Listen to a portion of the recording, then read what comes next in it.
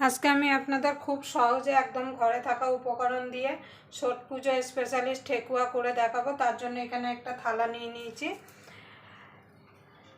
আমি এই বাটি মেপে সব কিছু নেব। আপনারা যে কোনো একটা কিছু মেপে নেবেন, তাহলে কিন্তু ঠেকুয়াগুলো খেতেও খুব ভালো লাগবে আর খাস্তা মুচমুচে হবে। এখানে আমি 2 বাটি ময়দা আর 1 বাটি আটা চেলে রেখেছি আগের থেকে, দিয়ে দেবো। কোনো রকম ছাদ ছাড়াই আজকে আপনাদের ঠেকুয়া বানিয়ে দেখাবো।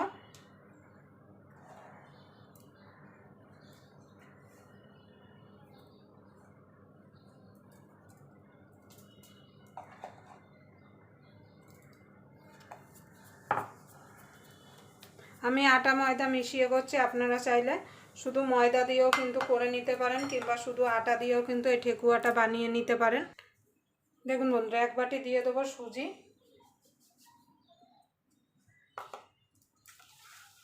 দেখুন বন্ধু, থালাটা একটু ছোট হয়ে যাচ্ছে, মাখা যাবে না বলে আমি গামলায় ঢেলে নিলাম। এবার দিয়ে দেবো 1 বাটি চিনি। মিষ্টিটা আপনাদের স্বাদ মতো দেবেন, কিন্তু ঠেকুয়ায় খুব বেশি মিষ্টি হলে কিন্তু খেতে একদম ভালো লাগে না।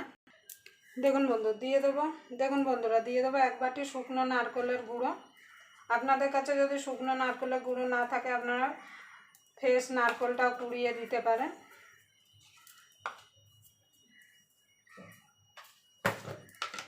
সামান্য একটুখানি দিয়ে দেবো নুন।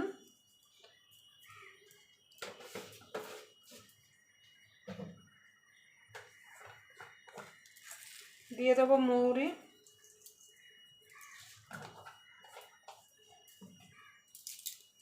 এবার ভালো করে শুকনো উপকরণগুলো আগে মিশিয়ে নেব।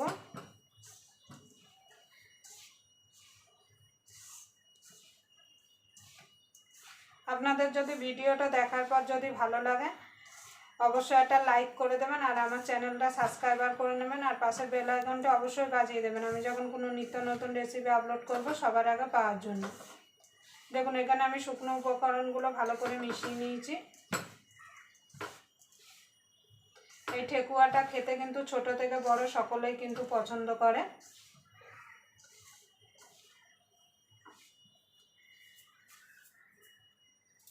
এর মধ্যে দিয়ে দেবো কিছু আমি শুকনো নারকেল কোড়া।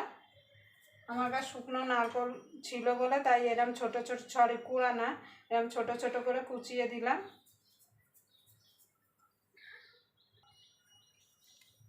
এখানে দিয়ে দেবো ঘি। আপনারা ঘিয়ের বদলে কিন্তু সাদা তেলও এখানে ব্যবহার করতে পারেন, কিন্তু ঘি দিয়ে ময়ান দিলে খেতে ভালো লাগবে। এখানে আমি 50 গ্রাম ঘি দিলাম। এবার ঘি দিয়ে ভালো করে এটাকে ময়ান দিয়ে নেব। যত ময়ান ভালো দেবেন তত কিন্তু ঠেকুয়াগুলো খাস্তা আর মুচমুচে হবে।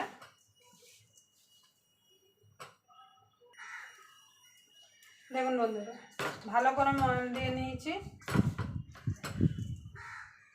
দেখুন, এরকম মুঠো করলে মুঠো হয়ে যাবে, আর ভাঙলে এরকম ঝুরঝুরে হয়ে যাবে, তাহলে জানবেন আপনাদের ময়ানটা ঠিকঠাক হয়েছে। এবার আমি অল্প অল্প করে জল দেবো, আর এটাকে একটা শক্ত ডো বানাতে হবে। একসঙ্গে কিন্তু জল দিয়ে দিলে হবে না, এইভাবে অল্প অল্প জল দেবো আর একটা শক্ত ডো বানিয়ে নেব। এইভাবে অল্প অল্প করে জল দিতে হবে।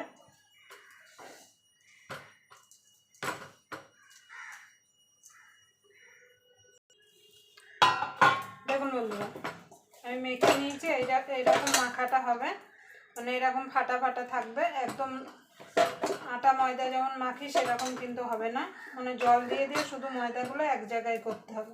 এবার এটাকে আমি ঢাকা দিয়ে 1/2 ঘন্টার জন্য রেস্টে রেখে দেবো। তাতে কি হবে, পুরো সেট হয়ে যাবে। 1/2 ঘন্টা পরে ফিরে আস। দেখুন বন্ধুরা, 1/2 ঘন্টা হয়ে গেছে। দেখুন কত সুন্দর সেট হয়ে গেছে। এবার আমি হাতের মধ্যে নেবো, আর এইভাবে আপনাদের পছন্দ মতো আপনারা শেপ দিয়ে নেবেন। আমি কিছুটা গোল করব, কিছুটা পাতার শেপ করব। প্রথমে আমি এরকম গোল করে নেব। দেখুন বন্ধুরা, এবার আমি একটা চামচ নিয়েছি, চামচের সাহায্যে এইভাবে ডিজাইন করে নেব। আপনারা আপনাদের পছন্দ মতো ডিজাইন বানিয়ে নিতে পারেন, কিংবা আপনাদের কাছে যদি ছাঁচ থাকে আপনারা ছাঁচেও ফেলে ছাপ দিয়ে নিতে পারেন। এইভাবে ডিজাইনগুলো সব করে নেব। দেখুন কত সুন্দর হয়েছে। আর একটা করে আমি দেখিয়ে দিচ্ছি। হাতে আমি একটু ঘি মাখিয়ে নিয়েছি।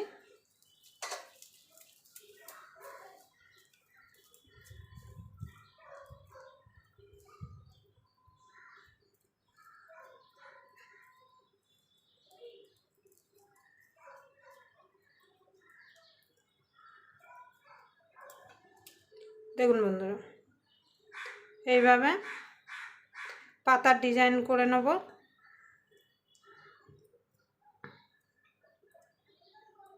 দেখুন কত সুন্দর হয়েছে ডিজাইনগুলো। কেউ কিন্তু দেখে বলবে না যে এটা ছাঁচ ছাড়া বানানো হয়েছে। এইভাবে আমি সবগুলো আগে বানিয়ে নেব। দেখেন বন্ধুরা, সবগুলো আমি গড়ে নিয়েছি। আমি আমার পছন্দ মতো শেপ দিয়েছি, আপনারা আপনাদের পছন্দ মতো ডিজাইন করে নেবেন। এখানে ভাজার জন্য তেল বসিয়ে দিয়েছি। তেলটা খুব গরম হলে হবে না, মানে হালকা গরম হলে এগুলো ছেড়ে দিতে হবে। দেখুন বন্ধু, তেলটা হালকা গরম হয়ে গেছে, এবার আমি ছেড়ে দেবো। আর গ্যাসটা কিন্তু লো টু মিডিয়ামে রেখেই কিন্তু ভাজতে হবে,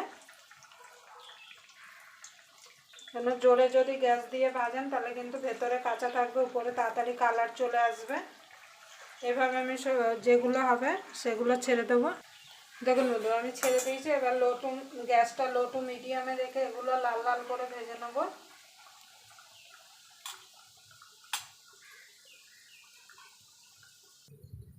দেখুন বন্ধুরা, লাল লাল করে ভাজা হয়ে গেছে, এগুলো তুলে নেব।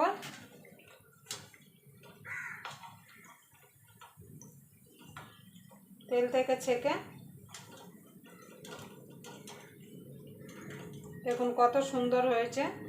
এবার আমি একটা ঝুড়ির মধ্যে এখানে টিস্যু পেপার মানে বাটার পেপার করে নিয়েছি, এর মধ্যে দিয়ে দেবো। এক্সট্রা তেল যেটা থাকবে সেটা টেনে নেবে।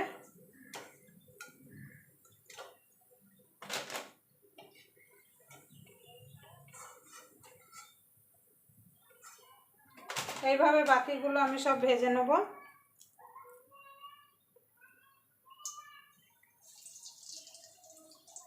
আর গ্যাসটা কিন্তু লো টু মিডিয়ামে রেখে কিন্তু ভাজবেন, তাহলে কিন্তু সুন্দর কালারও আসবে আর ভেতর থেকে মচমচে হবে। দেখুন বন্ধুরা, সব ঠেকুয়াগুলো ভেজে নিয়েছি। আর দেখুন কতটা মুচমুচে হয়েছে। আওয়াজ শুনলে বুঝতে পারছেন এখনও গরম আছে। একটা ভেঙে আপনাদের আমি দেখাচ্ছি। দেখুন উপরটা একদম মুচমুচে খাস্তা, আর ভেতরটা দেখুন কত সুন্দর হয়েছে।